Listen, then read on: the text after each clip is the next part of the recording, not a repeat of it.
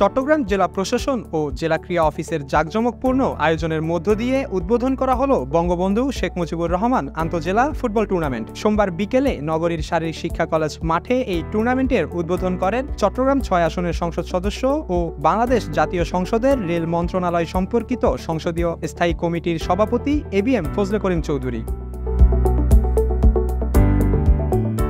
জেলা ও উপজেলা পর্যায়ে বাছাইয়ের মধ্য দিয়ে ১৬টি দল অংশগ্রহণ করছে এই টুর্নামেন্টে, যেখান থেকে চ্যাম্পিয়ন ও রানার্স আপ দল চট্টগ্রাম জেলার হয়ে বিভাগীয় পর্যায়ের টুর্নামেন্টে অংশগ্রহণ করবে। লক্ষ্যটা হচ্ছে আসলে জাতীয় দলের পাইপলাইন সমৃদ্ধ করা, বয়সভিত্তিক যে খেলাগুলো আছে এখান থেকে আমাদের আপনি জানবেন যে বঙ্গমাতা প্রাইমারি হচ্ছে, তারপরে অনূর্ধ্ব ১৭ হচ্ছে। অনূর্ধ্ব ১৭-র পরে আসলে আমাদের সেরকম কোনো টুর্নামেন্ট জাতীয়ভাবে ছিল না।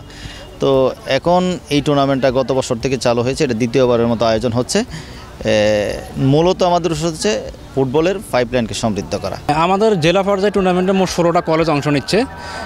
উপজেলা পর্যায়ে প্রায় প্রতি উপজেলায় এবারে যদি আমি বলি ৮-৯টা কলেজ অংশ নিচ্ছে। সেই হিসাবে আমাদের যদি আমরা বলি এই টুর্নামেন্ট টোটাল উপজেলা পর্যায়ে জেলা পর্যায়ে মিলে প্রায় ১৫০টা কলেজ অংশ নিচ্ছে।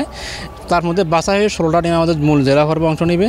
এখান থেকে আমাদের চ্যাম্পিয়ন এবং রানার্স টিম চট্টগ্রাম জেলা পর্যায়ে হয়ে চট্টগ্রাম বিভাগীয় পর্যায়ে অংশ নেবে আগামী অক্টোবর কিংবা নভেম্বর মাসের দিকে। চট্টগ্রাম জেলার অতিরিক্ত জেলা প্রশাসক সাদিউর রহমান জাদিদের সভাপতিত্বে অনুষ্ঠানে এ সময় আরও উপস্থিত ছিলেন চট্টগ্রাম জেলা ক্রীড়া সংস্থার সাধারণ সম্পাদক আজম নাসির উদ্দিন, সহসভাপতি এহসানুল হক চৌধুরী বাবুল, যুগ্ম সম্পাদক আমিনুল ইসলাম, ওহিদ সিরাজ চৌধুরী স্বপন, চট্টগ্রাম জেলা ফুটবল অ্যাসোসিয়েশনের সহসভাপতি নজরুল ইসলাম লেদু, সাধারণ সম্পাদক আনম ওয়াহিদ দুলাল, সিজিকেস কাউন্সিলর সাইফুল আলম খান, হাসান মুরাদ বিপ্লব, দিদারুল আলম সহ বিশিষ্ট ক্রীড়া সংগঠক ও জেলা ক্রীড়া সংস্থার কর্মকর্তারা।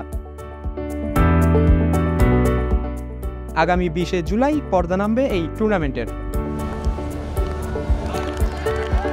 Mahmudul Ashiq, N sports.